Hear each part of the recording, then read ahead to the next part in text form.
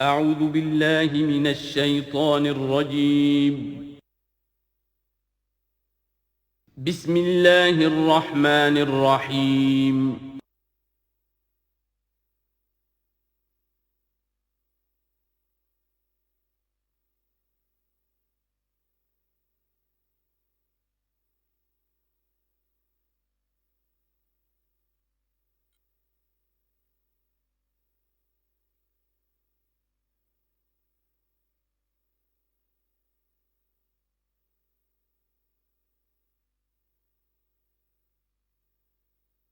والصلاة والسلام على عباده الذين اصطفى خصوصا على أفضلهم وخاتم النبيين محمد الأمين وعلى آله وصحبه أجمعين. أما بعد فأعوذ بالله من الشيطان الرجيم. بسم الله الرحمن الرحيم.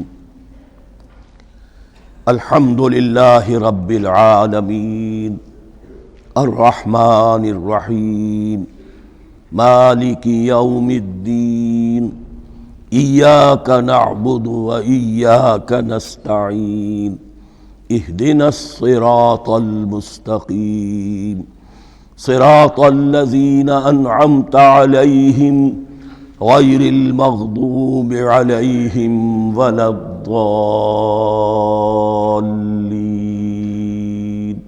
آمين. رب اشرح لي صدري ويسر لي امري واحلل عقدة من لساني يفقهوا قولي.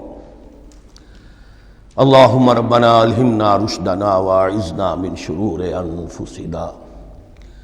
اللهم ارنا الحق حقا وارزقنا اتباعه وارنا الباطل باطلا وارزقنا اجتنابه. اللهم ربنا يسر لنا امورنا كلها واتمم لنا بالخير وتقبل منا فإنك خير المتقبلين. آمین یا رب العالمین. ابھی میں نے سورہ فاتحہ کی تلاوت کی اور آپ نے سماعت فرمائی. یہ سورہ مبارکہ مصحف کے اعتبار سے تو پہلی صورت ہے ہی، سب کو معلوم ہے، لیکن یہ بھی نوٹ کر لیجئے کہ یہ نزول کے اعتبار سے بھی سب سے پہلی مکمل صورت جو حضور پر نازل ہوئی وہ یہی ہے. اس سے قبل متفرق آیات نازل ہوئیں، 5 آیتیں سورہ علق کے آغاز میں، کچھ آیتیں سورہ قلم یا سورہ نون کے آغاز میں، کچھ آیتیں سورہ مزمل کی ابتدا کی، کچھ آیتیں سورہ مدثر کے آغاز کی. 5ویں وحی تقریباً اس پر اجماع ہے کہ یہ سورۃ الفاتحہ کی ہے اور یہ مکمل صورت ہے جو حضور پر نازل ہوئی. سورۃ الفاتحہ کے معنی ہوئے افتتاحی صورت.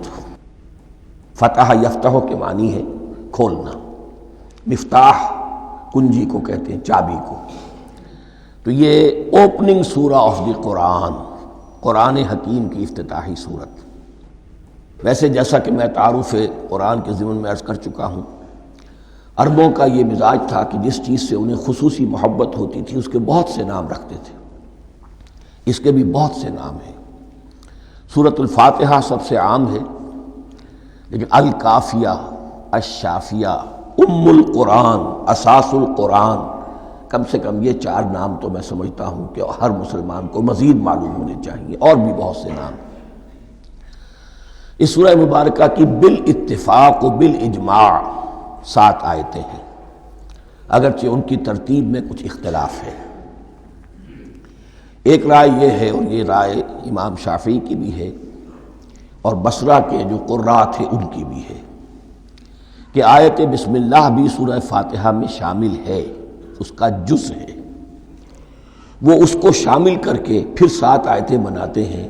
تو آخری جنہیں ہم 2 آیتیں سمجھتے ہیں، صراط الذین انعمت علیہم غیر المغضوب علیہم ولا الضالین، وہ ان کے نزدیک 1 آیت ہے. تو گویا کہ نتیجہ یہ نکلا کہ آیتوں کی تعداد 7 ہی رہتی ہے.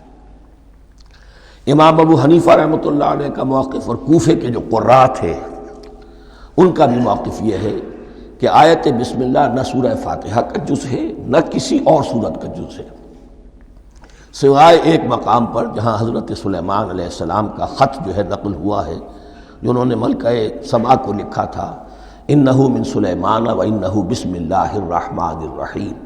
تو قرآن کے متن میں صرف اسی جگہ پر یہ آیت شامل سمجھتے ہیں، باقی یہ صرف علامت کے طور پر کہ یہاں سے ایک نئی صورت شروع ہو رہی ہے درج کی گئی ہے۔ اس سورہ مبارکہ کو الصلاح قرار دیا گیا ایک حدیث میں۔ اس کا جو اسلوب ہے وہ دعا کا ہے، اور دعا کے ساتھ اس کی جو مناسبت ہے، اور پھر اسی کی وجہ سے ہماری نماز کا یہ جزو لا ینفک بنا دیا گیا۔ بلکہ ایک حدیث جو میں آپ کو سناؤں گا اس میں اسی کو نماز قرار دیا گیا، الصلاح یہی ہے۔ ویسے وہ حدیث مبارک موجود ہے، من لم یقرأ بفاتحۃ الکتاب لا صلاۃ لمن لم یقرأ بفاتحۃ الکتاب، جو شخص سورہ فاتحہ کی تلاوت نہیں کرتا اس کی کوئی نماز نہیں۔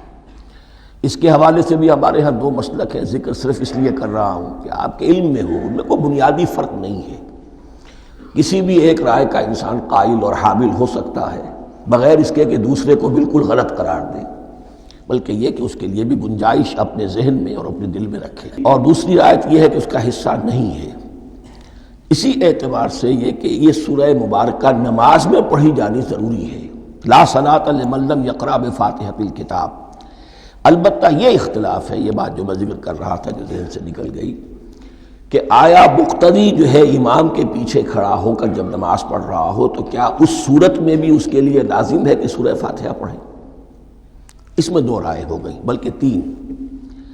ایک رائے انتہائی ہے اور وہ فقہ حنفی کی طرف منسوب ہے کہ اگر آپ امام کے پیچھے مقتدی کی حیثیت سے نماز پڑھ رہے ہیں تو کسی بھی رکعت میں آپ سورہ فاتحہ نہیں پڑھیں گے۔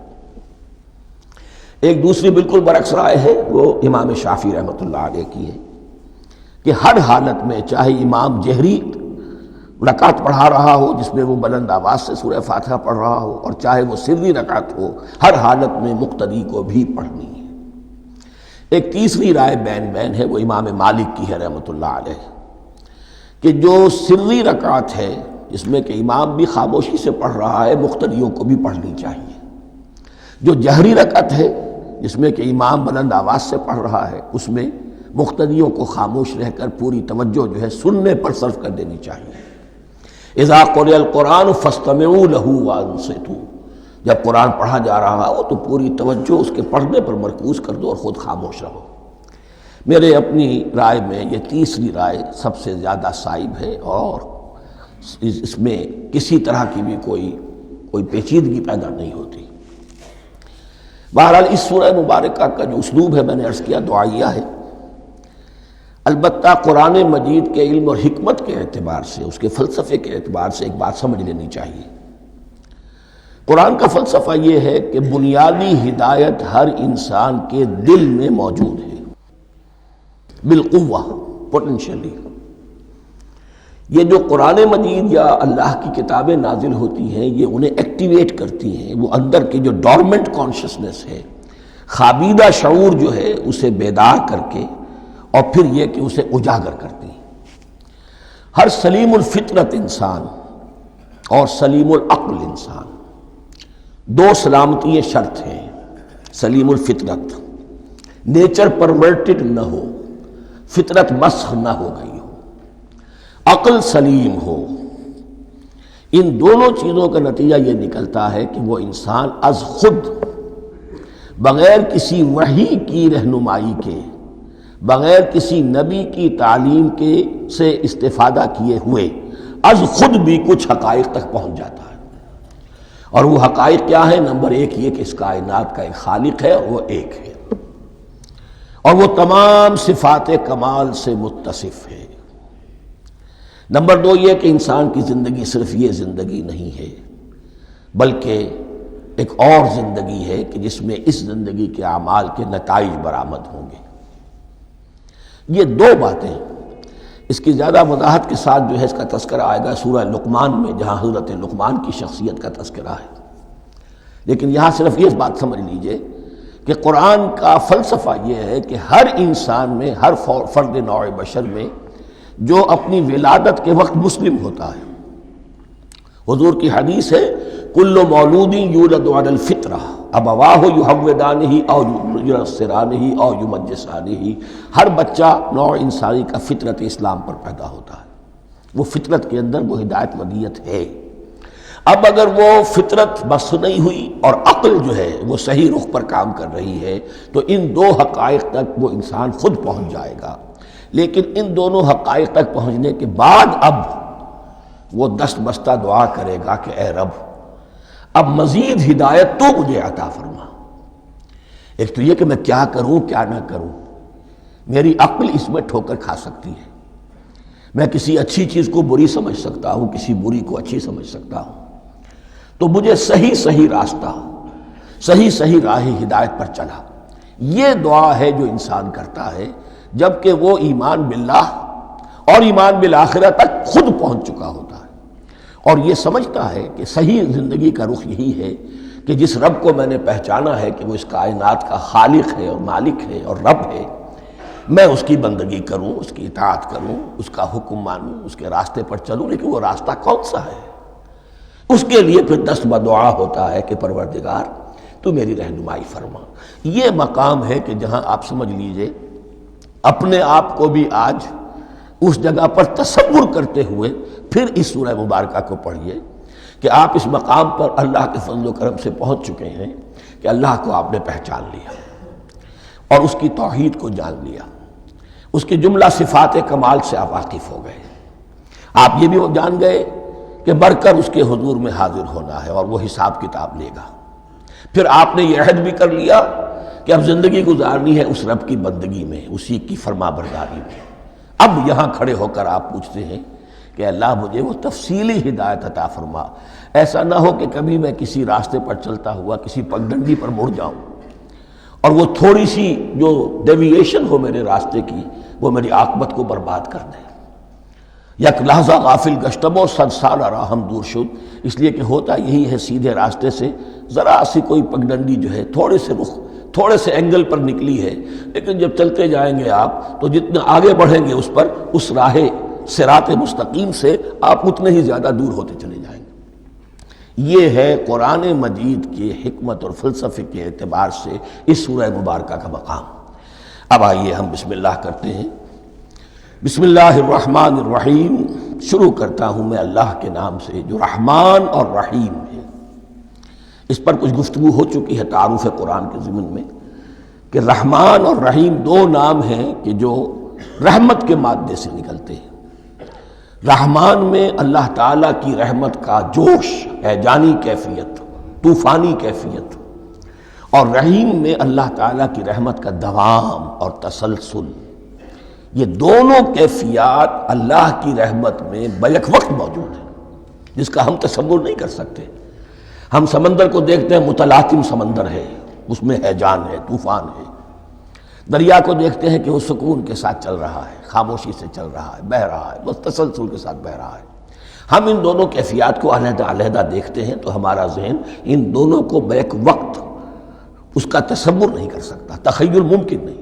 لیکن اللہ کی رحمت کی یہ دونوں شانیں مستقلاً ہر وقت موجود ہیں، بیک وقت، اسی لیے ان دونوں کے درمیان کہیں حرف عطف نہیں آئے گا۔ بسم اللہ الرحمن الرحیم، الحمدللہ رب العالمین۔ کل حمد، اور حمد کو ذہن میں رکھ لیجئے، حمد مساوی ہے تعریف جمع شکر۔ عام طور پر ترجموں میں ایک لفظ لایا جاتا ہے، کل تعریف اللہ کے لیے، یہ کافی نہیں ہے۔ تعریف آپ کسی شے کی کر سکتے ہیں جس میں کوئی حسن ہے، خوبی ہے، کسی بھی اعتبار سے، خواہ آپ کو اس کے حسن و خوبی سے کوئی فائدہ حاصل نہیں ہو رہا۔ ایک پھول ہے، بہت خوبصورت ہے، بس ٹھیک ہے، خوبصورت ہے، آپ نے کہا، تعریف کر دی۔ شکر کرتے ہیں آپ اس شے کا جس سے آپ کو کوئی فائدہ پہنچا ہو، استفادہ ہوا ہو، آپ کی کوئی ضرورت پوری ہوئی ہو، آپ کی کوئی مشکل رفع ہوئی ہو۔ اور آپ دیکھیں گے کہ حمد میں یہ شکر کا پہلو غالب ہے۔ جتنی بھی دعائیں ہیں حضور سے منقول، شکر کے مقام پر وہاں حمد آتا ہے۔ بھوک لگی ہوئی تھی، کھانا کھایا، الحمدللہ الذی اطعمنی وسقانی۔ اب یہاں دیکھیے ترجمہ تعریف نہیں، شکر ہے اس اللہ کا جس نے مجھے کھلایا اور پلایا۔ آپ بیت الخلاء سے باہر آئے، نجاستیں آپ سے دور ہو گئیں، طبیعت میں انشراح ہوا، الحمدللہ الذی اذھب عنی الاذی وعافانی۔ وہ شکر ہے اس اللہ کا جس نے اذیت بخش چیزیں مجھ سے دور کر دیں اور مجھے عافیت بخشی۔ تو یہ الحمدللہ رب العالمین، اللہ تعالیٰ کا حسن و کمال اور حسن و جمال اپنی جگہ بھی اس انتہا کا ہے کہ جتنی تعریف اس کا حق ہے ہم کر ہی نہیں سکتے، لیکن اس کے احسانات اور انعامات ہم پر اتنے ہیں کہ ہم ان کو بھی گن نہیں سکتے، لہذا ایک ہی احصاء ہم نے کر دیا الف لام کے ساتھ، الحمدللہ رب العالمین، تمام تعریفیں اور کل شکر اللہ کے لیے ہیں کہ جو تمام جہانوں کا پروردگار ہے، رب ہے، مالک ہے۔ رب میں ایک مفہوم ہوتا ہے ربوبیت کا، اور اس میں مفہوم شامل ہوتا ہے تربیت کا، ربیانی صغیرہ۔ تو مالک ہونا اور تربیت دینا، آپ جس شے کے مالک ہوں گے آپ چاہیں گے اس میں بڑھوتری ہو، اس میں اضافہ ہو، وہ نشو و نما پائے، تو یہ دونوں چیزیں آپس میں ایک دوسرے کا جڑی ہوئی ہیں، پروردگار بھی اور مالک بھی۔ عام طور پر عربی میں رب کا لفظ مالک کے لیے آتا ہے، رب البیت، رب الدار، رب المال، تو مالک وہاں پر ظاہر بات ہے کہ اس سے مراد کیا ہے، مال والا، گھر والا، گھر کا مالک۔ تو کل شکر اور کل تعریف اس اللہ کے لیے ہے جو تمام جہانوں کا مالک بھی ہے اور پروردگار بھی ہے۔ الرحمن الرحیم، رحمان ہے اور رحیم ہے، اب دوبارہ اس کی میں وضاحت نہیں کروں گا۔ مالک یوم الدین، یوم دین کا مختار مطلق ہے۔ دین عربی زبان میں کہتے ہیں بدلے کو، دناہم کما دانو، کما تدینو تو دانو، یہ کہاوت ہے، جیسے اردو میں ہم کہتے ہیں جیسا کرو گے ویسا بھرو گے، کما تدینو تو دانو، تو یہ ہے بدلہ، اس کا بنیادی مفہوم جو ہے وہ بدلہ ہے۔ تو بدلے کا ایک دن ہے جس دن فیصلہ ہوگا کہ کون کیا کما کر لایا ہے، اسے کیا بدلہ ملنا چاہیے۔ آیا اس کا برائیوں کا پلڑا بھاری ہے کہ اسے سزا ملنی چاہیے، یا اس کی حسنات اور نیکیوں کا پلڑا بھاری ہے کہ اسے جزا ملنی چاہیے، اس کا انعام اور اکرام کے ساتھ معاملہ کیا جانا چاہیے۔ وہ ایک دن ہے، اسے ہم یوم القیامہ کہتے ہیں۔ اور لیکن اصل بات جو یہاں کہی گئی، یعنی ایک جملے میں تین باتوں کا اعتراف ہو رہا ہے۔ بعث بعد الموت، ایک دن آئے گا کہ ہم مرنے کے بعد تمام انسان اٹھا لیے جائیں گے، پھر حساب و کتاب، پھر اللہ کے ہاں حاضری ہوگی اور حساب کتاب ہوگا۔ اور تیسرا یہ کہ اس حساب کتاب کے دن کا مختار مطلق اللہ ہے، یعنی کسی اور کو اپنے ذہن میں سہارا بنا کر آپ زندگی گزاریں کہ وہ مجھے چھڑا لے گا، یا وہ ہستی جو ہے اتنی زوردار ہے کہ وہ مجھے بچا لے گی، اس سے اپنے دل کو، اپنے ذہن کو بالکل پاک کر لیجئے۔ مالک یوم الدین، ایک دوسری جگہ پر قرآن میں آیا ہے، اس روز کوئی پکارنے والا پکارے گا، لمن الملک اليوم للہ الواحد القہار، آج کے دن کس کا اختیار مطلق ہے؟ اور پھر کہا جائے گا اللہ کے لیے، الواحد قہار، جو پوری طرح چھایا ہوا ہے، بس تولی ہے۔ تو مالک یوم الدین، جو جزا و سزا کے دن کا مالک ہے۔ اب یہاں سے کلام ایک رخ بدل رہا ہے، ابھی تک تو یہ غائبانہ انداز میں کلام ہو رہا ہے، اللہ سے خطاب نہیں آیا اس میں ابھی۔ الحمدللہ رب العالمین الرحمن الرحیم مالک یوم الدین، اب خطاب ہے، ایاک نعبد و ایاک نستعین، ہم صرف تیری ہی بندگی کرتے ہیں اور کریں گے، اور ہم صرف تجھ ہی سے مدد مانگتے ہیں اور مانگیں گے۔ یہ ترجمہ میں کیوں کر رہا ہوں کہ یہ فعل مضارع ہے، عربی زبان میں فعل مضارع حال اور مستقبل دونوں کو کور کرتا ہے۔ ایاک کا جو ہے مفعول فاعلی جو ہے، مفعول جو ہے اس میں ضمیر مفعولی، اسے پہلے لا کر حشر کا مضمون پیدا ہو گیا۔ ہم تیری بندگی کرتے ہیں نہیں، ہم تیری ہی بندگی کرتے ہیں اور کریں گے۔ حال میں ترجمہ کیجئے تو یہ اظہار حال ہے، اور مستقبل میں ترجمہ کیجئے تو یہ ایک عہد ہے، قول و قرار ہے، بہت بڑا معاہدہ ہے۔ وَإِيَّاكَ نَسْتَعِينُ، اور صرف تجھ ہی سے مدد مانگتے ہیں اور مانگیں گے۔ اس میں بھی حال کا ترجمہ اظہار حال، اللہ کرے کہ واقعی ہمارا حال وہی ہو، جب ہم یہ الفاظ کہتے ہیں تو واقعتاً ہم اس پر پورے اتر رہے ہوں کہ اسی کی بندگی کر رہے ہوں اور اسی سے ساری استعانت اور استمداد کر رہے ہیں۔ جہاں تک مستقبل کا تعلق ہے وہ پھر ایک عہد ہے، اہدنا الصراط المستقیم، یہ مقام وہ آ گیا کہ یہاں تک تو اے پروردگار ہم پہنچ گئے، تیرے فضل سے، تیرے کرم سے، فطرت سلیمہ بھی تیری عطا کردہ تھی، عقل سلیم بھی تیری ودیت کردہ تھی، ان دونوں کی روشنی سے ہم یہاں تک تو پہنچ گئے۔ اب ہماری جو ضرورت ہے، احتیاج ہے، وہ کیا ہے اہدنا الصراط المستقیم، ہدایت بخش ہمیں سیدھے راستے کی۔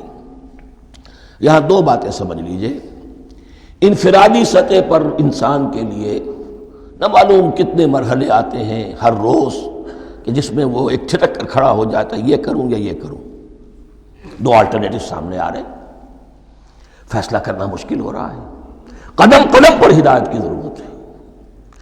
اور اجتماعی طور پر نوع انسانی تین بڑے بڑے تمدنی مسائل میں واقعہ یہ ہے کہ تسلیم کر لیا جانا چاہیے کہ عقل انسانی اس کو راستہ نہیں دکھا سکتی۔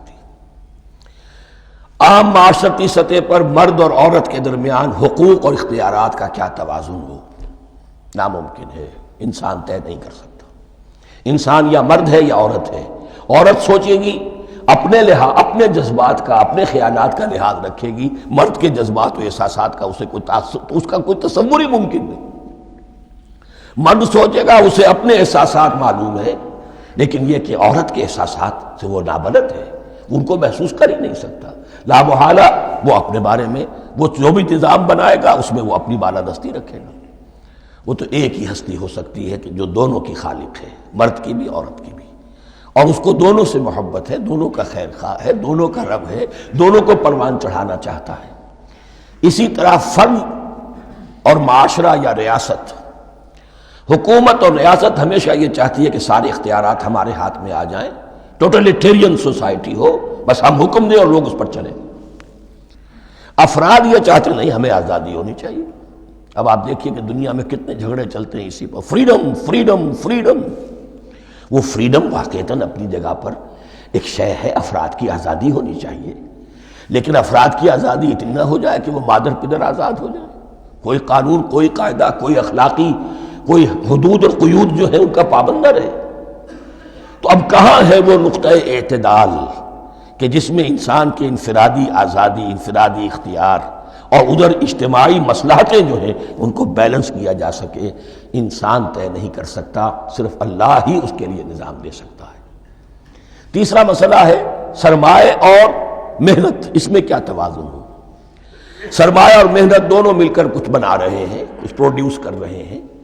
اب اس میں نفع جو ہوا ہے اس میں سرمایہ کا کتنا حصہ ہونا چاہیے اور لیبر کا کتنا ہونا چاہیے، کون طے کر سکتا؟ اس کے لیے بھی کہ ایسا نہ ہو کہ سرمایہ داری جو ہے آکاش بیل بن کر پورے معاشرے پر چھا جائے، اور غریب بیچارہ، مزدور بیچارہ، کاشتکار بیچارہ وہ گویا کہ چکی کے دو پارٹوں میں پس کر رہ جائے، اس کی کوئی حیثیت نہ رہ جائے۔ لیکن یہ کہ دوسری طرف اگر یہ کہ مزدور کا جو حق ہے اس سے زیادہ اس کو دے دیا جائے تو سرمایہ جو ہے وہ سکڑ جائے گا، شائی ہو جائے گا، وہ پھر میدان میں نہیں آئے گا۔ کیا کیا جائے؟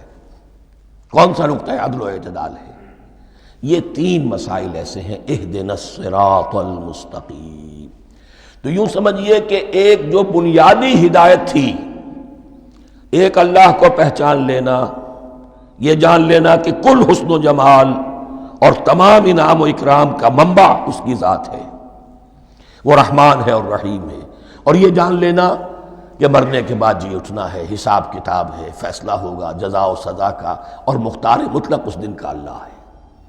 پھر یہ عہد کر لینا ایاک نعبد و ایاک نستعین۔ اس کے بعد دعا، پروردگار ہمیں ہدایت پر قائم رکھ، ہماری ہدایت میں اضافہ فرما۔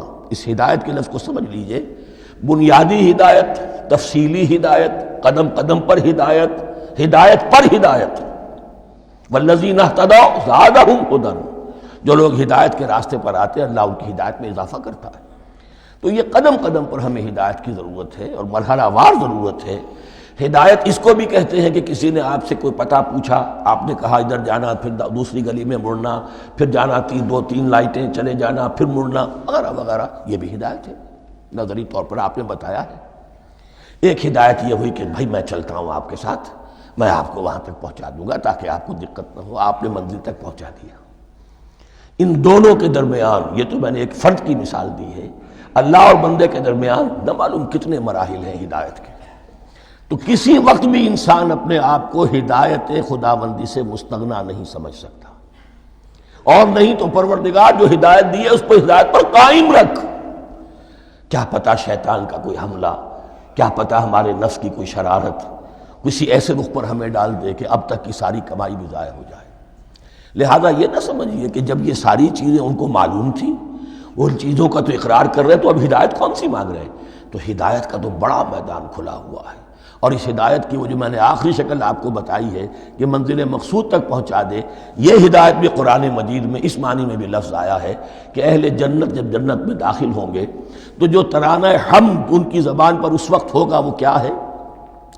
الحمدللہ الذی ہدانا لہذا وما کننا لنہتدی لولا ان ہدانا اللہ۔ کل شکر اس اللہ کا جس نے ہمیں یہاں تک پہنچا دیا، ہدایت دی یہاں تک پہنچا دیا، اور ہم ہرگز نہ پہنچ پاتے، ہم ہرگز ہدایت یافتہ نہ ہو سکتے اگر اللہ ہی ہمیں ہدایت نہ دیتا۔ اہدنا الصراط المستقیم، سیدھا راستہ، صراط الذین انعمت علیہم، اب اس کی مزید وضاحت ہے، راستہ اس کا ان لوگوں کا جن پر تیرا انعام ہوا۔ یہ کون لوگ ہیں؟ اس کی وضاحت آپ کو ملے گی سورہ نساء میں، من یطع اللہ والرسول فاولئک مع الذین انعم اللہ علیہم من النبیین والصدیقین والشہداء والصالحین۔ چار طبقات ہیں منعم علیہم جن پر اللہ کا انعام ہوا ہے۔ چوٹی پر انبیاء کرام، اس کے بعد صدیقین کرام، اس کے بعد شہداء عظام، اس کے بعد عام صالح مسلمان، صالح ہو۔ یہ بیس لائن ہے، اس سے اوپر کا درجہ شہداء کا ہے، اس سے اوپر کا درجہ صدیقین کا ہے، اور پھر اس سے اوپر کا درجہ انبیاء کا ہے۔ انبیاء میں سے پھر وہ بھی ہوتے ہیں کہ جو اولو العزم میں من الرسل ہیں، لیکن یہ چار طبقات ہیں، ان کے راستے پر ہمیں چلا۔ غیر المغضوب علیہم ولا الضالین، جو مغضوب علیہم نہیں ہوئے، جن پر تیرا غضب نہیں ہوا، اور غضب ہوتا ہے ان پر کہ جو ہدایت کے واضح ہونے کے بعد ہدایت کو ترک کر دیں، وہ ہے مغضوب علیہم۔ جنہیں ہدایت مل گئی ہو، ہدایت کو پہچان لیا ہو، پھر اپنی شرارت نفس کی وجہ سے، اپنی نفسانیت کی وجہ سے، اپنے تکبر کی وجہ سے، اپنے حسد کی وجہ سے وہ اس حق کو رد کر دیں، اس کو ترک کر دیں، ان پر اللہ کا غضب آتا ہے۔ اور اس میں اس کی بہت بڑی مثال تاریخ کے اعتبار سے یہودی ہیں۔ اللہ نے انہیں ہدایت دی، کتابیں عطا کی، تورات، انجیل، زبور، سینکڑوں نبی ان میں مبعوث کیے، 1400 برس تک نبوت کا تار ٹوٹا ہی نہیں، مسلسل۔ ابتدا میں بھی 2 نبی، موسیٰ اور ہارون، اور اختتام پر بھی 2 نبی، عیسیٰ اور یحییٰ علیہ السلام، اور ان کے مابین کوئی لمحہ نہیں آیا ہے تاریخ بنی اسرائیل میں جبکہ کوئی نہ کوئی نبی موجود نہ ہو۔ لیکن انہوں نے اپنی شرارت نفس کی وجہ سے ہدایت تورات سے بھی منہ موڑا، اور پھر سب سے بڑی بات یہ کہ ہدایت محمدی سے، ہدایت قرآنی سے بھی صلی اللہ علیہ وسلم منہ موڑا، وہ ہے مغضوب علیہم ولا الضالین، اور نہ ہی گمراہ ہوئے۔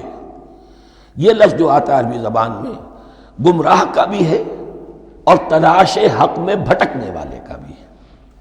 ایک وہ شخص ہے جس پر حق ابھی واضح نہیں ہوا، وہ تلاش میں ہے، اس کے لیے بھی ضال کا لفظ آئے گا۔ اسی طرح کوئی شخص کسی کے عشق اور محبت میں ایسا ہو جائے، دیوانہ ہو جائے، اس کو بھی ضال کہتے ہیں، یعنی اس کے اوپر جذبات کا اتنا غلبہ ہو گیا ہے کسی کی محبت اور عشق کی بنا پر۔ تو حضور کے لیے یہ لفظ آیا ہے وَوَجَدَكَ ضَالًّا فَهَدَىٰ، اور یہ تو سورۃ الضحیٰ ہے، اکثر بیشتر لوگوں کو یاد ہوگی۔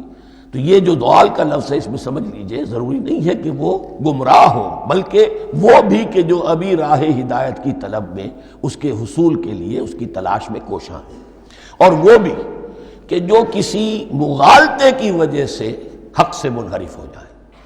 یہ بھی جان لیجئے کہ ایک ہے بدنیتی، تکبر، حسد، حق کو جان کر پہچان کر رد کر دینا یا چھوڑ دینا یا ترک کر دینا، ایک ہے کسی غلطی میں، کسی جذبات کے اندر آ کر، کسی غلو کے اندر مبتلا ہو کر اور حق سے منحرف ہو جانا۔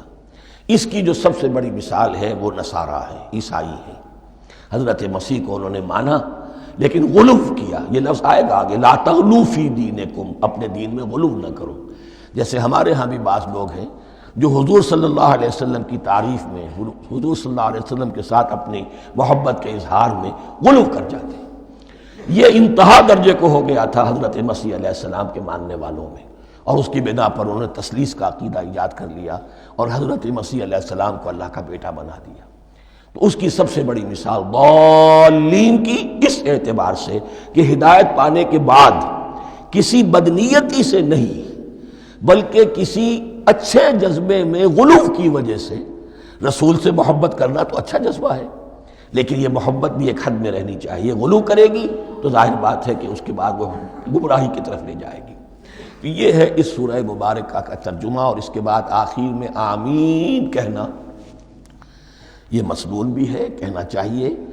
البتہ اختلاف یہاں بھی صرف اتنا ہے کہ نماز میں جب آپ امام کے ساتھ ہیں، وہ اگر جہری قرات کر رہا ہے تو آیا اس کے بعد آپ کو بھی بالجہر کہنا ہے آمین یا نہیں کہنا، یہ اختلاف ہے، ان میں کوئی فرق واقع نہیں ہوتا۔ یہ چیز متفق علیہ کہ کہنا ہے آمین، بلکہ یہ آمین تو یہودیوں میں ہے، یہ آمین جو ہے یہ عیسائیوں میں بھی ہے، ان کی بھی جو پریئر لارڈس پریئر ہے اس کے بعد آمین، وہ آمین کہتے ہیں، وہ فرق لفظ ایک ہی ہے، اس لیے کہ عبرانی زبان اور عربی زبان یا تو ہم یہ کہہ سکتے ہیں کہ دونوں بہنیں ہیں، کوئی ایک مشترک زبان تھی ان کی ماں جس کی یہ دو بیٹیاں ہیں، اور یا یہ کہنا پڑے گا کہ عربی زبان کی ماں جو ہے وہ عبرانی زبان ہے۔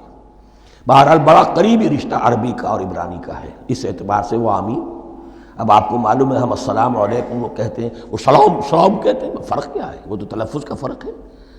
اسی طریقے سے اور بہت سے الفاظ ہیں، میں بعد میں بتا۔ اب میں اس سورہ مبارکہ کے بارے میں خاص حدیث آپ کو سنانا چاہتا ہوں، اور اسی سے در حقیقت جو امام ابو حنیفہ کا موقف ہے رحمۃ اللہ علیہ، اس کی حقانیت مزید مبرہن ہو جائے گی۔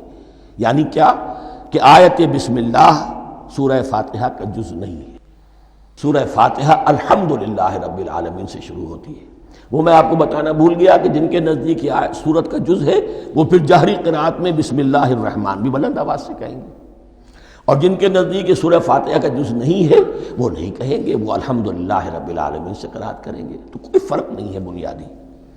یہ حدیث جو ہے یہ مسلم شریف میں ہے اور حدیث قدسی ہے، اس کے راوی حضرت ابو ہریرہ ہیں رضی اللہ تعالی عنہ، اور اس حدیث نے اس سورت کے مضامین کا نہایت عمدہ تجزیہ کر دیا ہے۔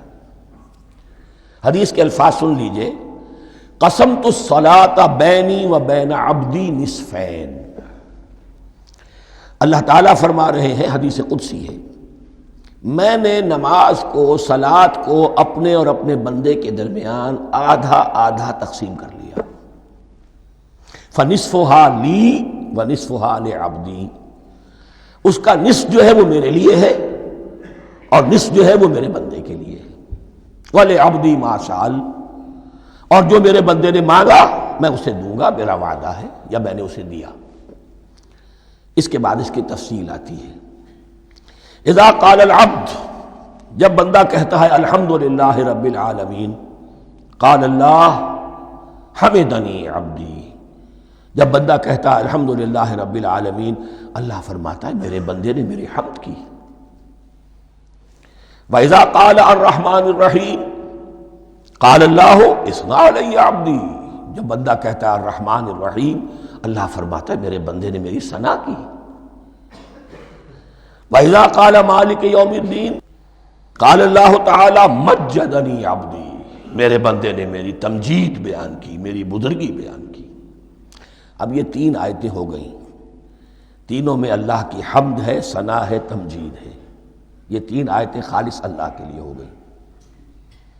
اب چوتھی آیت آئی، ایاک نعبد و ایاک نستعین، اس کے بارے میں جب بندہ کہتا ہے اذا قال العبد ایاک نعبد و ایاک نستعین، قال اللہ تعالی ھذا ما بینی و بین عبدی ولعبدی ما سأل، یہ میرے اور میرے بندے کے درمیان ہے۔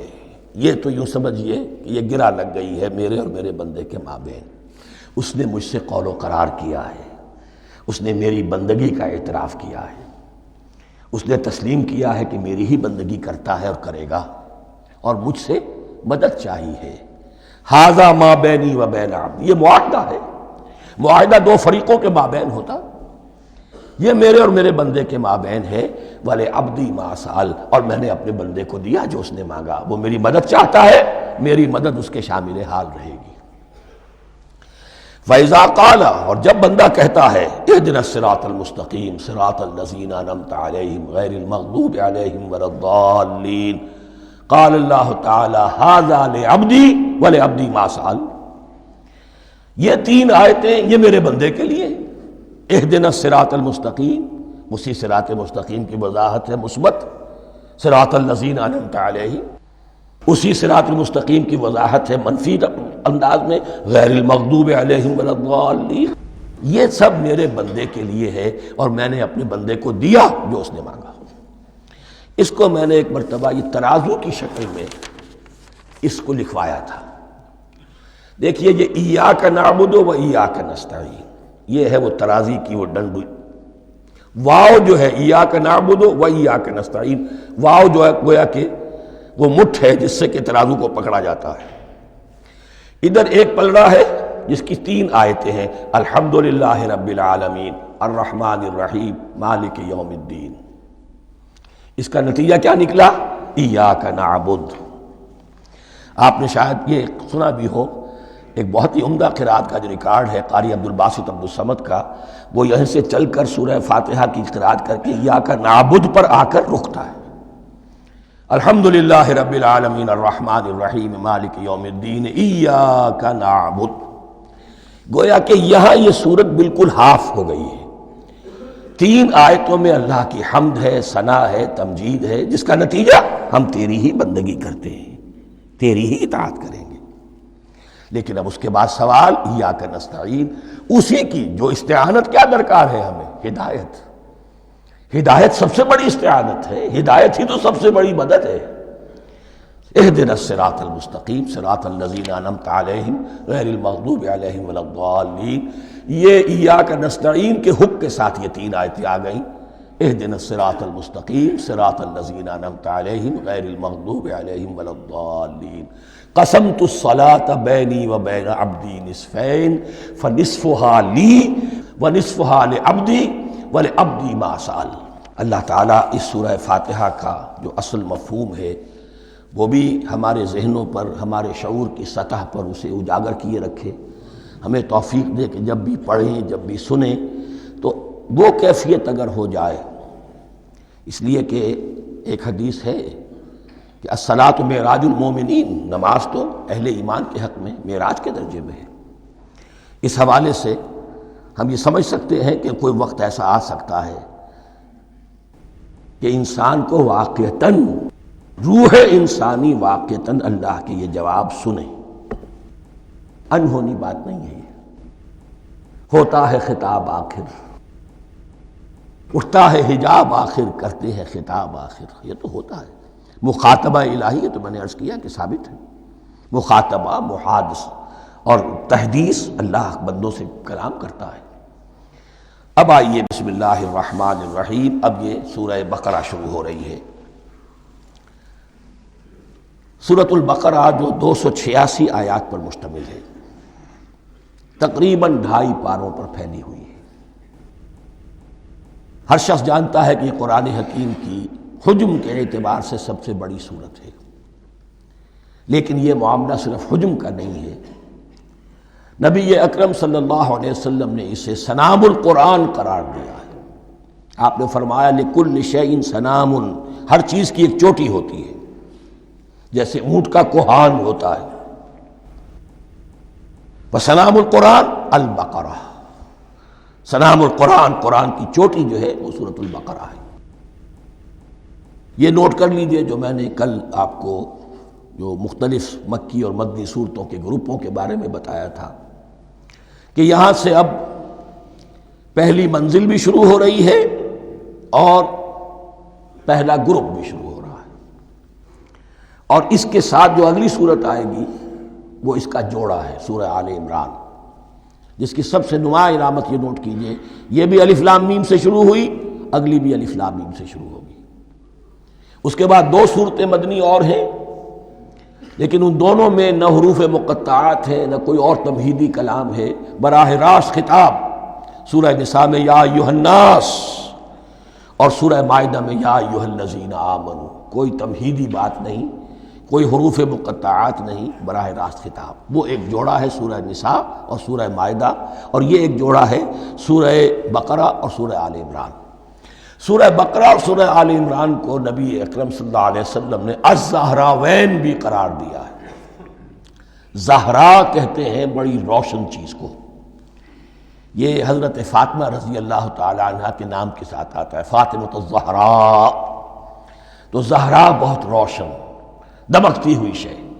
الزہراوین، یہ دو نہایت دمکتی ہوئی صورتیں ہیں جو قیامت کے دن دو بدلیوں کی شکل میں ظاہر ہوں گی، حضور نے فرمایا، اور جو لوگ ان صورتوں سے محبت کرتے تھے ان پر سایہ کریں گی۔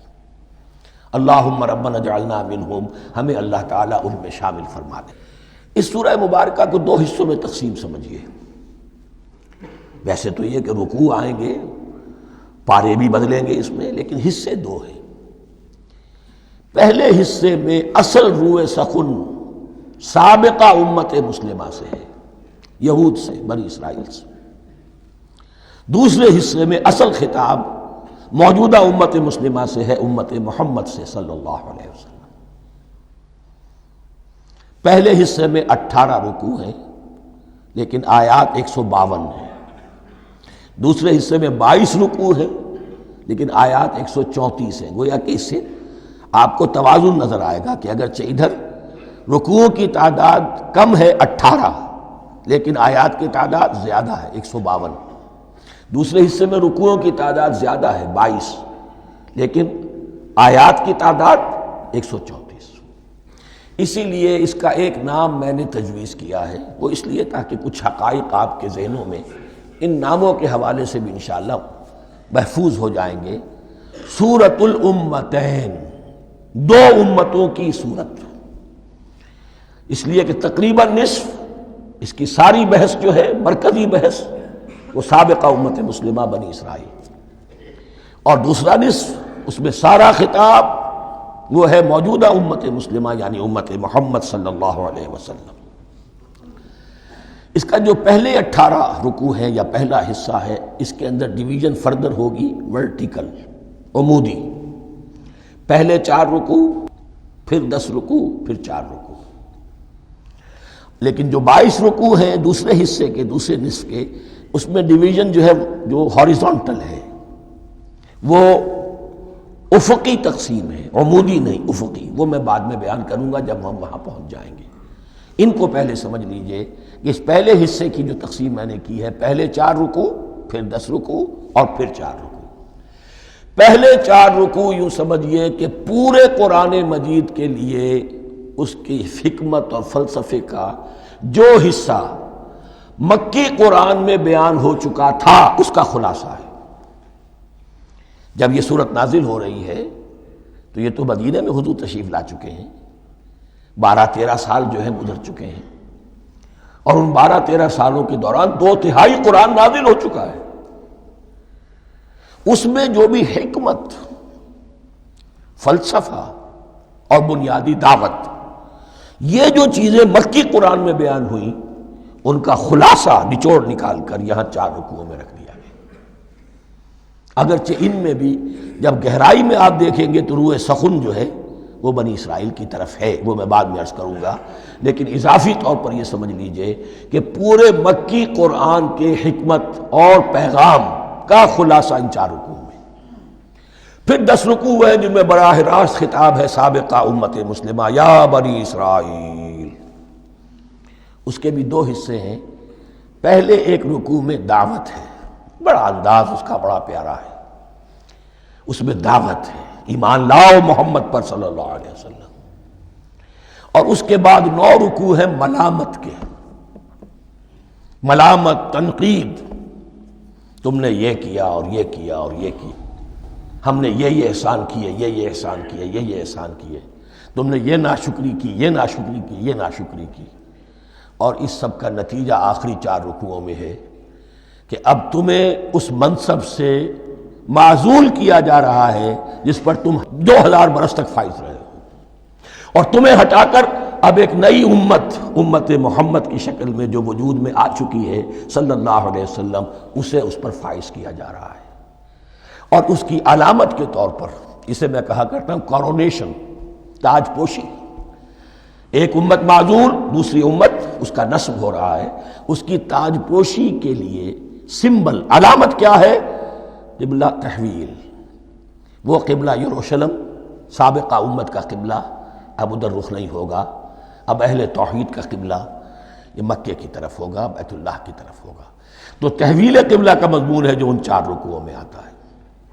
تو یہ میں نے تھوڑی سی تمہید جو ہے آپ کے سامنے رکھ دی ہے۔ اب بسم اللہ کیجئے۔ بسم اللہ الرحمن الرحیم۔ الف لام میم۔ الف لام میم یہ حروف مقطعات ہیں، یہ علیحدہ علیحدہ پڑھے جاتے ہیں، علم نہیں پڑھ سکتے اس کو۔ الف لام میم، ہا میم ہے، ہا علیحدہ میم علیحدہ، اگرچہ لکھے ہوئے ہوتے ہیں جڑے ہوئے، کاف ہا یا عین صاد لکھے ہوئے جڑے ہوئے، پڑھے جائیں گے علیحدہ علیحدہ، قطع علیحدہ کرنا۔ تو حروف مقطعات، ان کے بارے میں ایک بات تو جو ہے اجماعی ہے، سب کے نزدیک مسلم ہے، ان کا کوئی حتمی مفہوم اور ان کے حتمی معنی کسی کو معلوم نہیں سوائے اللہ اور اس کے رسول کے۔ اس معنی میں یوں بھی کہا گیا یہ کوڈ ورڈز ہیں، جیسے کہ کوئی میسیجز جو ہیں ادھر ادھر بھیجے جاتے ہیں، سیکرٹ میسیجز، تو کچھ کوڈ ورڈز ہوتے ہیں جس سے سمجھ میں آتا ہے کہ یہ بات واقعتاً صحیح سورس سے آ رہی ہے، واللہ عالم۔ لیکن اس کا کوئی مفہوم اور اس کے معنی جو ہیں وہ اتفاق اس پر ہے، اگرچہ بعض حضرات نے کچھ اپنی سی کوشش کی ہے، کچھ مفہوم جو ہے بنانے کی، وہ اپنی جگہ پر ہے، لیکن یہ کہ کسی حضرت عبداللہ ابن عباس رضی اللہ تعالی عنہما نے بعض ایسی کوششیں کی ہیں، لیکن ان کی رائے کو بھی ان کی ذاتی رائے سمجھا گیا ہے، امت نے اسے قبول نہیں کیا۔ اجماع اور کنسنسس اسی پر ہے کہ اس کے معنی اور مفہوم کسی کو معلوم نہیں سوائے اللہ اور اس کے رسول کے۔ البتہ بعض چیزیں ایسی ہیں کہ وہ اگر نوٹ کر لی جائیں تو شاید آئندہ اس میں کچھ راز کھلنے کے امکانات پیدا ہو جائیں۔ دیکھیے عربی زبان کے جو الفابیٹس ہیں ان کی تعداد 29 ہے یا 28 ہے، میں بتا چکا ہوں۔ الف اور حمزہ کو ایک سمجھے تو 28 ورنہ 29۔ پہلی بات یہ نوٹ کیجئے، قرآن حکیم کی 114 سورتوں میں سے 29 سورتوں میں ان کے شروع میں یہ حروف مقطعات آئے ہیں۔ دوسری بات یہ کہ اس میں 28 کا نصف کیجئے تو 14 استعمال ہوئے، 14 نہیں استعمال ہوئے، بالکل آدھی تعداد استعمال ہوئی ہے۔ تیسرے یہ کہ جو شروع اور آخر اور درمیان 3 حصوں میں تقسیم کر دیجئے آپ، 9 9 9 پلواڑی 27، ایک طرف 10 رہ جائیں گے۔ پہلے حصے میں سے بہت کم حروف لیے گئے، بہت کم، آخری حصے کے تقریباً تمام حروف ہیں تقریباً۔ درمیانی حصہ وہ ہے کہ جس میں آپ نے دیکھا ہے کہ عربی میں جوڑوں کی شکل میں ہے، صاد ضاد، فرق کیا ہے نقطے کا، سین شین فرق کیا ہے نقطوں کا، را زا فرق کیا ہے نقطے کا۔ تو جو بھی نقطے والا لفظ ہے وہ نہیں لیا گیا، اور جو بغیر نقطے کے غیر منقوط ہے وہ لیا گیا۔ پھر اس میں 3 صورتیں ہیں جن میں ایک ایک حرف آیا ہے، سورہ قاف، سورہ نون، سورہ صاد۔ پھر صورتیں ہیں جن میں 2 2 آئی ہیں، جن میں 3 3 آئے ہیں، پھر 4 4 آئے ہیں، 2 ہی صورتیں ہیں جن میں 4 4 ہیں، اور 2 ہی صورتیں جن میں 5 5 ہیں۔ تو یہ ہے صرف یوں سمجھیے کہ اعداد و شمار۔ اس کے حوالے سے کچھ آدمی غور کرے تو شاید کوئی بات نکلے۔ باقی وہ مثال میں آپ کو بتا دیتا ہوں کہ حضرت عبداللہ ابن عباس نے ایک رائے ظاہر کی کہ الف لام میم در حقیقت ایک جملے کا خلاصہ ہے، انا اللہ اعلم۔ پہلا لفظ انا، اس کا الف لے لیا، درمیانی لفظ ہے اللہ، اس کا درمیانی لام لے لیا، تیسرا لفظ اعلم، یہ آخری لفظ ہے، آخری حرف میم لے لیا، انا اللہ اعلم، میں اللہ جانتا ہوں، واللہ اعلم، واقعتاً اللہ ہی جانتا ہے۔ یہ حضرت عبداللہ ابن عباس کی رائے ہے، لیکن اگرچہ انہیں حبر الامت مانا گیا ہے، لیکن یہ کہ ان کی اس رائے کو بھی اکثر و بیشتر مفسرین نے قبول نہیں کیا۔ اب جو پہلے 2 رکوع ہیں اس سورہ بقرہ کے، ان کے بارے میں تعویل عام اور تعویل خاص کا ایک بڑا بنیادی فرق ہے جو نوٹ کر لینا چاہیے۔ جس وقت یہ صورت نازل ہو رہی ہے، میں عرض کر چکا ہوں کہ 12 سال ہو چکے تھے حضور کو اپنا فریضہ نبوت و رسالت ادا کرتے ہوئے۔ ایک جماعت اچھی بھلی تیار ہو چکی تھی جنہوں نے حضور کی دعوت پر لبیک کہا، ایمان لائے اور آپ کی تعلیمات پر عمل کیا۔ وہ ایک گروہ موجود تھا، یہ ابو بکر ہے، یہ عمر ہے، یہ عثمان ہے، یہ طلحہ ہے، یہ زبیر ہے، یہ عبد الرحمن ابن عوف ہے، یہ مصعب بن عمیر ہے، دیکھ لو۔ اور ایک گروہ وہ تھا کہ جو حق کو جان کر پہچان کر محض اپنی ضد اور ہٹ درمی کی باعث وہ کفر پر اڑ گیا تھا۔ اور اب ایک تیسرا گروہ پیدا ہو رہا تھا مدینے میں آ کر، وہ ابھی ایمبریونک سٹیج میں ہے، کہ جو داعی ہے، مدعی ہے کہ ہم مانتے ہیں لیکن حقیقت میں نہیں مانتے۔ یہ تین قسم کے گروہ دنیا میں ہمیشہ پائے جائیں گے، ہمیشہ۔ اب اس کو لا رہا ہوں تعویل عام کی طرف۔ جب بھی کبھی کوئی دعوت اٹھے گی انقلابی، ایک ہوتا ہے واعظ و نصیحت، ٹھیک ہے، جس نے بھی فائدہ اٹھایا اٹھا لیا۔ ایک ہوتی ہے دعوت انقلابی، وہ انقلابی دعوت کا ہدف ہوتا ہے نظام کو بدلنا۔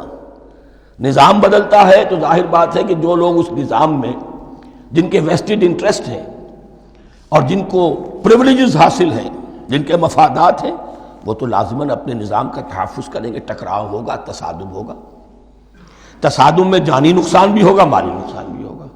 یہ گویا کہ کسی انقلابی دعوت کے لوازم ہیں۔ اگر یہ شاید نہ ہو تو دعوت انقلابی ہے ہی نہیں۔ اس اعتبار سے ہر انقلابی دعوت کے جواب میں تین طبقے پیدا ہو جاتے ہیں۔ ایک وہ کہ جو اس دعوت کو قبول کرتے ہیں دیانت کے ساتھ، خلوص کے ساتھ، اخلاص کے ساتھ، اور پھر پوری جواں مردی کا ثبوت دیتے ہیں، ہر بعد آباد، اب جو آئے سو آئے، جان دینی پڑے حاضر ہیں، مال دینا پڑے حاضر ہیں، کوئی تکلیف آئے، کوئی مشقت آئے، کوئی مصیبت آئے، کوئی قربانی کرے، حاضر۔ جب پکارا گیا واپس نہیں پھیرا کوئی فرمان جنوں کا، اور تنہا نہیں لوٹی کبھی آواز جرس کی۔ خیریت جاں راحت تن صحت داماں، سب بھول گئیں مصلحتیں اہل ہوس کی۔ ایک وہ لوگ ہوتے ہیں، ایک وہ لوگ ہوتے ہیں کہ جو اڑ جاتے ہیں ضد پر، ہٹ درمی پر، ماننے کے باوجود، جاننے کے باوجود کہ بات تو ٹھیک ہے جو کہہ رہے ہیں، کیسے مان لیں؟ ہماری سیادت، ہماری چودراہٹ، ہمارے مفادات، ہمارے یہ ساری چیزیں ان سب کے اوپر زد پڑ رہی ہے۔ یہ لوگ اڑ جاتے ہیں اور پھر کوئی دعوت، کوئی نصیحت، کوئی مزید افہام و تفہیم ان کے حق میں مفید نہیں ہوتی۔ اس لیے کہ صحیح بات ہے جو کہتے ہیں کہ سوتے کو تو جگایا جا سکتا ہے، جاگتے کو کیسے جگائیں؟ کوئی سویا ہوا ہے تو آپ اسے جگا دیں گے، جو جاگا ہوا ہے لیکن وہ بنا ہوا ہے، وہ اٹھنے کو تیار ہی نہیں ہے، تو آپ کیسے اٹھا دیں گے اس کو؟ تو جو لوگ جان بوجھ کر حق کو پہچان کر رد کر دیتے ہیں، پھر ان کے حق میں کوئی دعوت، کوئی نصیحت، کوئی تبلیغ، کوئی انذار، کوئی تبشیر مفید نہیں ہوتی۔ تیسرا درجہ ایسے لوگوں کا ہوتا ہے جو یا تو شروع میں آتے ہی شرارت کے ارادے سے ہیں، کوئی مصلحت ہے جس کی وجہ سے اس دعوت کو قبول کر لیا، کوئی ذاتی منفعت ہے جس کے لیے قبول کر لیا، یا یہ کہ شروع میں تو اخلاص کے ساتھ آتے ہیں لیکن جب قربانی دینے کا وقت آتا ہے تو ان کے اندر سیرت و کردار کی وہ مضبوطی نہیں ہوتی کہ ہر بعد آباد، یہ نہیں ہوتی۔ وہ پھر ڈگمگاتے رہتے ہیں، کبھی کچھ چلے پھر کہیں ٹھٹک کر رہ گئے، پھر کہیں کچھ چلے پھر ٹھٹک کر رہ گئے۔ یہ تیسرا طبقہ ہے کہ جو کہتا ہے، دعوی مدعی ہے کہ ہم نے مانا ہے، قبول کیا ہے، بات ٹھیک ہے، کچھ تھوڑا بہت چلتے بھی ہیں، لیکن جہاں مشکل آئی ٹھٹک کر کھڑے ہو گئے، اوندھے منہ گر پڑے۔ یہ تیسرا طبقہ ہے۔ اس کے لیے لفظ ہمارے ہاں منافقین بھی ہے، لیکن اس رکوع میں آ کر، ابھی ان 4 رکوعوں میں نہیں بلکہ سورہ بقرہ میں مکمل میں بھی کہیں نفاق کا لفظ نہیں آیا ہے، اس لیے کہ اسے مرض سے تعبیر کیا گیا۔ یہ مرض ہے ایک، اور اس مرض کے ذریعے سے لوگوں کے اندر جو ہے وہ ایک نفاق کا بیج پڑ رہا ہے، جو ظاہر ہوگا تو منافقت پوری کی پوری کھل کر سامنے آ جائے گی۔ روگ ہے انسانی شخصیت کا۔ اس حوالے سے وہ تیسری، اور یہ چونکہ اہم ترین حصہ تھا، اور یہ مرض اب شروع ہو رہا تھا، مدینے میں، مکے میں نہیں تھا، لہذا زیادہ تفصیل سے اس کے بارے میں گفتگو ہوئی۔ اب ان 2 رکنوں کا سلسلے وار مطالعہ انشاءاللہ اس دوسری نشست میں کریں گے۔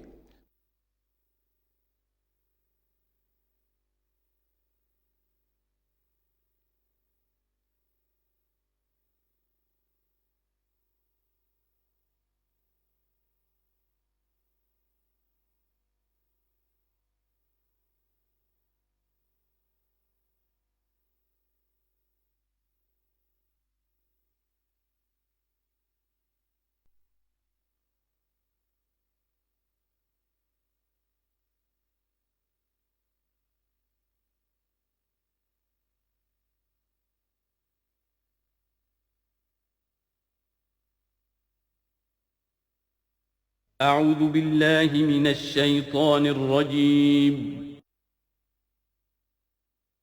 بسم الله الرحمن الرحيم.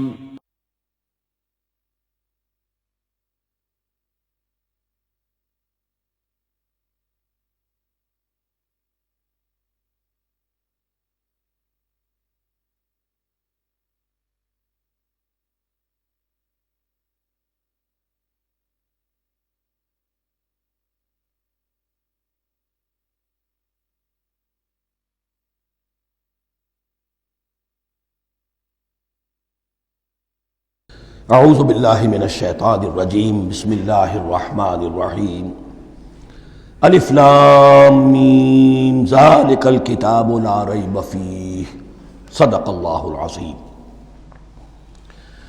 الف لام میم حروف مقطعات ہیں جن کے بارے میں عرض کر چکا ہوں۔ ذالک الکتاب لا ریب فیہ، یہ وہ کتاب ہے اس میں کوئی شک نہیں۔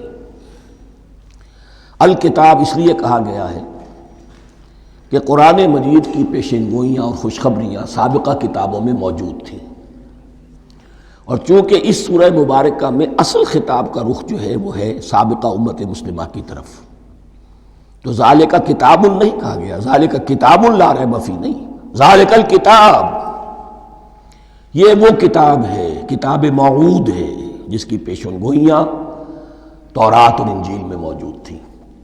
لا ریب فیہ، اس میں کوئی شک نہیں، حرف اورا ریب نئے، تبدیل نئے، یہی الفاظ آئے ہیں سورہ سجدہ کے شروع میں بھی، الف لام میم تنزیل الکتاب لا ریب فیہ رب العالمین، لا ریب فیہ من رب العالمین، فیہ ھدی للمتقین، فیہ دونوں طرف مل سکتا ہے، لا ریب فیہ اسے معانقہ کہتے ہیں، لا ریب فیہ پڑھیں گے تو ہدن سے شروع کر دیں گے، لا ریب پر ختم کر دیں گے تو فیہ ہدن للمتقین، یہ دونوں معنی درست ہوں گے۔ ہدن للمتقین یہ ہدایت ہے، رہنمائی ہے اہل تقوی میں جو بچنا چاہیں۔ تقوی کا اصل مفہوم سمجھ لیجئے، وقا یقی کسی کو بچانا، تقوی خود بچنا۔ جن لوگوں کے اندر فطرت سلیمہ ہوتی ہے ان میں اخلاقی حس موجود ہوتی ہے، وہ بری چیز سے بچنا چاہتے ہیں، بھلی کو حاصل کرنا چاہتے ہیں، وہ لوگ ہیں کہ جو گویا کہ اس قرآن کا اصل مخاطب ہے، وہی اس سے استفادہ کر سکیں گے۔ الذین یؤمنون بالغیب، اب ان کے کچھ اوصاف، یہ اصل میں بہت زیادہ واضح ہوتا ہے تعویل خاص کے اعتبار سے کہ دیکھ لو درخت کو اپنے پھل سے پہچانتے ہیں، اس قرآن کے پھل موجود ہیں نا، یہ ابو بکر اور عمر اور عثمان اور علی کون ہیں؟ یہ جو مہاجرین آئے ہیں چل کر، مدینے والوں دیکھو یہ کون ہیں، ان کی شخصیتیں کیا ہیں، ان کا کردار کیا ہے، ان کے اوصاف کیا ہے، یہ کس درخت کے پھل ہیں، یہ اس بینہ کے پھل ہیں، یہ اس ذکرہ کے پھل ہیں، بینہ رسول من اللہ یتلو صحفا مطہرۃ فیہا کتب قیمہ، یہ اس شجرہ مبارکہ کے پھل ہیں، دیکھ لو ان کے کیا شب و روز ہے، الذین یؤمنون بالغیب، جو غیب پر ایمان رکھتے ہیں۔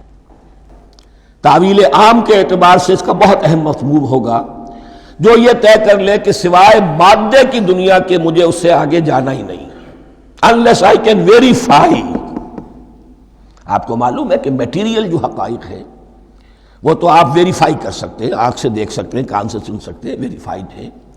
جو یہ سمجھ لے گا کہ اس کے بیونڈ کچھ نہیں ہے، اس کے لیے قرآن میں کوئی ہدایت نہیں۔ ہدایت قرآنی کا نقطہ آغاز یہ ہے کہ انسان یہ سمجھ لے کہ جو اصل حقیقت ہے وہ مستور ہے، نگاہوں سے چھپی ہوئی ہے، سامنے جو کچھ نظر آ رہا ہے۔ ایک انگلستان کے بہت بڑے فلسفی کی کتاب کا عنوان ہے appearance and reality, reality and appearance, Bradley کی کتاب۔ اپیئرنس جو کچھ نظر آ رہا ہے یہ حقیقت نہیں، حقیقت اس کے پیچھے ہے۔ اور کنفیوشس کا ایک جملہ ہے جو بہت بڑا حکیم اور فلسفی تھا، چین کا بہت بڑا حکیم اور فلسفی، اور ہو سکتا ہے کہ نبی ہو، واللہ عالم، ہم کہہ نہیں سکتے۔ اس کی تعلیم بڑی اخلاقی تعلیم ہے، اور اس کا جملہ سنیے، یہ یؤمنون بالغیب کی اس سے زیادہ صحیح تشریح ممکن نہیں۔ There are certain things, there's nothing more real than what cannot be seen. And there's nothing more certain than what cannot be heard. وہ حقائق جو آنکھوں سے نہیں دیکھے جا سکتے اور کانوں سے نہیں سنے جا سکتے، ان سے زیادہ یقینی اور واقعی حقائق اور کوئی نہیں. There's nothing more real than what cannot be seen, and there's nothing more certain than what cannot be heard. الذین یؤمنون بالغیب ویقیمون الصلاۃ، نماز قائم کرتے ہیں. ومما رزقناہم ينفقون، اور جو کچھ ہم نے انہیں دیا ہے اس میں سے خرچ کرتے ہیں، خیر میں، بھلائی میں، نیکی میں، ابناء نو کی حاجات کو رفع کرنے میں، لوگوں کی تکلیفیں دور کرنے میں، خود اللہ کے لیے، اللہ کی رضا جوئی کے لیے، اللہ کو قرض حسنہ دیتے ہوئے. والذین یؤمنون بما انزل الیک وما انزل من قبلک، اور وہ کہ جو ایمان رکھتے ہیں اس پر بھی جو آپ پر نازل کیا گیا ہے محمد صلی اللہ علیہ وسلم، اور اس پر بھی کہ جو آپ سے پہلے نازل کیا گیا. یہ بہت اہم الفاظ ہیں، اس لیے کہ عام طور پر آج کل ہمارے ہاں یہ خیال پھیلا ہوا ہے کہ یہ تورات اور انجیل کے پڑھنے کا کوئی فائدہ نہیں، کوئی ضرورت نہیں. کوئی ضرورت نہیں کی حد تک تو شاید بات صحیح ہو، لیکن کوئی فائدہ نہیں، یہ بالکل غلط ہے. یہ ابتدا ہے قرآن کی، اور کس قدر اہتمام کے ساتھ کہا جا رہا ہے. ایمان صرف قرآن پر نہیں، اس پر بھی کہ جو اس سے پہلے نازل کیا گیا. اور سورہ نساء کی آیت، اور سورہ نساء نازل ہوئی ہے کہیں جا کر سن 6 ہجری میں. یا ایھا الذین آمنوا آمنوا باللہ ورسولہ والکتاب الذی نزل علی رسولہ والکتاب الذی انزل من قبل. تو اس سے ایمان جو ہے تورات پر اور انجیل پر اور زبور پر اور صحف ابراہیم پر، اجمالی ایمان کی جو اہمیت ہے اس کو اچھی طرح سمجھ لیجیے. البتہ یہ ہے کہ چونکہ ہم سمجھتے ہیں اور جانتے ہیں کہ ان کتابوں میں تحریف ہو گئی ہے، لہذا ان کتابوں کی کوئی شے قرآن پر حجت نہیں ہوگی. جو چیز قرآن سے ٹکرائے گی ہم اس کو رد کر دیں گے. ان کتابوں کی کسی شے کو دلیل کے طور پر نہیں لائیں گے. لیکن جہاں قرآن مجید کی کسی بات کی نفی نہ ہو رہی ہو تو بہت سے حقائق ہمیں ان کتابوں ہی سے ملتے ہیں. انبیاء کے مابین جو زمانی ترتیب ہے، کرونالوجیکل آرڈر جو ہے، وہ تو ہمیں تورات سے ملتا ہے، قرآن میں تو نہیں. قرآن میں کبھی حضرت نوح کا ذکر بعد میں ہے، حضرت موسیٰ کا پہلے. وہاں تو کسی اور پہلو سے ترتیب آتی ہے، لیکن وہاں ہمیں تاریخ ملتی ہے ابراہیم کی، اسحاق کی، یعقوب کی، انبیاء بنی اسرائیل کی، موسیٰ کی، عیسیٰ کی، یہ ساری چیزیں. تو اس کی اہمیت جو ہے اس کو سمجھ لیجئے. والذین یؤمنون بما انزل الیک وما انزل من قبلک وبالآخرۃ ھم یوقنون، آخرت پر وہ یقین رکھتے ہیں. نوٹ کرنے والی بات کیا ہے کہ باقی سب چیزوں کے لیے لفظ ایمان آیا، آخرت کے لیے ایقان. کیوں؟ واقعہ یہ ہے کہ انسان کے عمل کے اعتبار سے سب سے زیادہ مؤثر شے ایمان بالآخرہ ہے. ایمان بالآخرہ ہے تو عمل سیدھا رہے گا کہ ہاں مجھے جواب دہی کرنی ہے، جانا ہے، اٹھنا ہے، اللہ کے حضور حاضری ہے. اگر یہ یقین ہے تو عمل صحیح ہوگا. اس میں کمی ہو گئی تو توحید جو ہے وہ بھی بس ایک عقیدہ، ایک ڈوگما بن کے رہ جائے گی. ایمان بالرسالت بھی بدعات کو جنم دے گا. عید میلاد نبی منا لیجئے اور کچھ عشقیہ اشعار کہہ دیجئے، نعتیہ اشعار کہہ دیجئے، اللہ اللہ خیر صلی اللہ، یہ ایمان بالرسالت کے مظہر ہوں گے. عمل انسان کا درست ہوتا ہے آخرت کے یقین کے ساتھ. وبالآخرۃ ھم یوقنون، آخرت پر انہی کا یقین ہے، انہی کا یقین ہے. یہ حصر بھی ہے اس اعتبار سے کہ یہودی میں مدعی تھے کہ ہم آخرت پر یقین رکھتے ہیں، یہاں کنٹراسٹ دکھایا جا رہا ہے، آخرت پر یقین رکھنے والے یہ لوگ ہیں. اور تعویل خاص کے اعتبار سے وہ لوگ موجود ہیں تمہاری نگاہوں کے سامنے. 13 برس کی محنت کی کمائی محمد الرسول اللہ صلی اللہ علیہ وسلم کی، اس کتاب کی، یتلو علیہم آیاتہ ویزکیہم ویعلمہم الکتاب والحکمہ، اس کا جو نتیجہ ہے وہ تمہارے سامنے. اولئک علی ھدی من ربہم، یہ وہ لوگ ہیں جو اپنے رب کی طرف سے ہدایت پر ہیں.